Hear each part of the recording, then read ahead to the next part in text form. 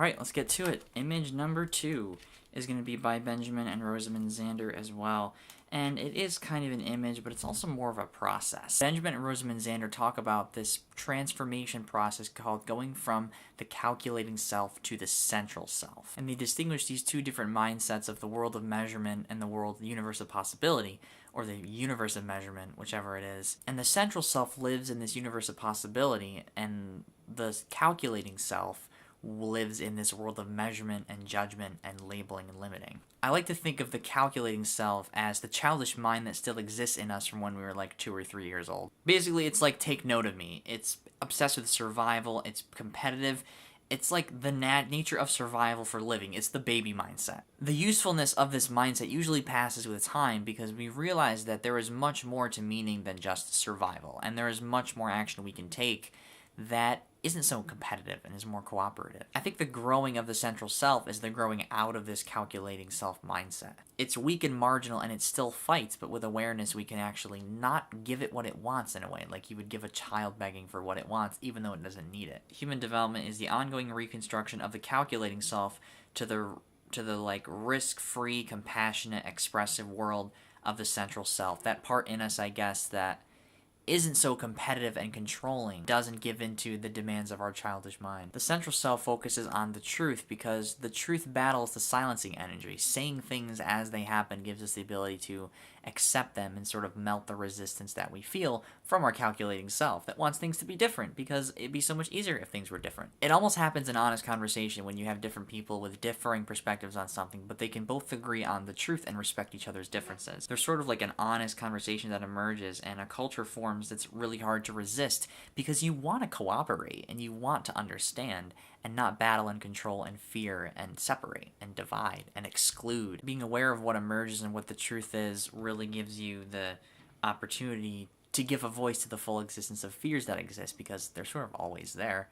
They are not there, maybe. With the central self, there really are no pattern of actions or strategies to get some sort of identity. It's about expression and seeing things as they are, and I guess more of a way of expression than sort of succumbing to an expectation. It looks like a person that knows past the point of survival, doesn't take everything really, really seriously, expresses oneself freely, sees the truth, accepts it, works to understand it. I love this too. The central self smiles at the worries of the calculating self. It knows that belonging and being insufficient are as native to us as like the idea of Santa Claus. We all belong. What freedom in renouncing in the truth.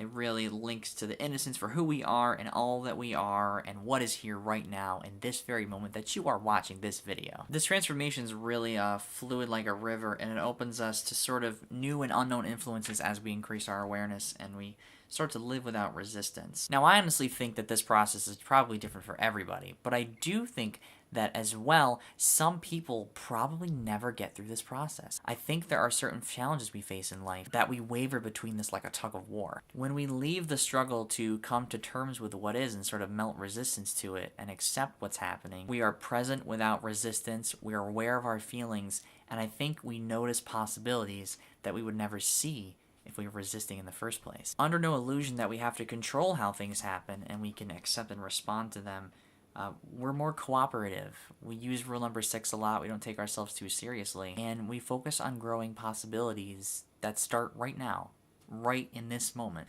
So, calculating self versus central self. I think the central self is a rejoicing in the truth and an acceptance of what is, and the calculating self still can't come to term and always resists what is. There's nothing easy about this. That's what this leadership image shares. So this is the leadership challenge in this book, and I think it pretty well distinguishes what a calculating self would see and what a central self would see. A leader challenge, here it is. Maintain the clarity to stand confidently in the abundant universe of possibility.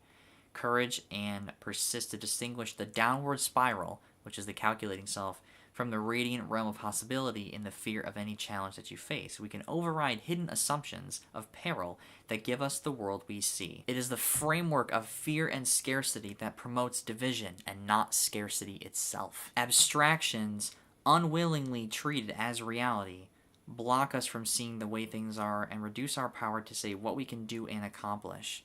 It's really true. It's really like we are our own worst critics. So that's the calculating self and the central self, this tug of war we all have inside of us, And I think that we waver between. Maybe when we're younger, we have this battle, and one of them gets nurtured over the other. When we're young, we get embedded into ourselves this calculating mindset, or as we get older, we nurture the central self. And that's who we solidify even more into.